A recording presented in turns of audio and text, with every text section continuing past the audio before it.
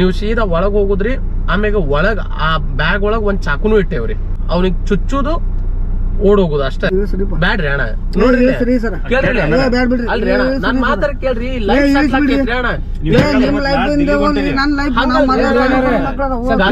ಕೇಳ್ರಿ ಒಂದ್ ದಿವ್ಸ ಊರ್ ಬಿಡುನ್ರಿ.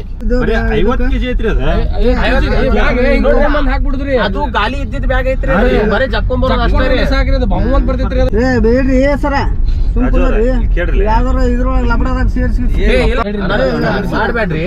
ಸುಮ್ಮನೆ ಏನಾಗ್ತಾವ್ರಿ ಕಟ್ ಮಾಡ್ರಿ. ಟ್ರೇಸ್ ಅಲ್ಲೋಕ ಅಲ್ಲಿ ಮಾಮಾಗ ಅವ್ರಿಗೆ ಯಾರಿಗಾರ ಕಳ್ಸಿಕೊಡ್ಕ.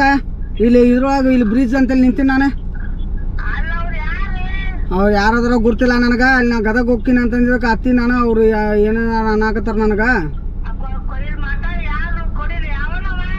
ನೀವೇನ್ ಹೇಳಕ್ ಕೇಳಲ್ಲ.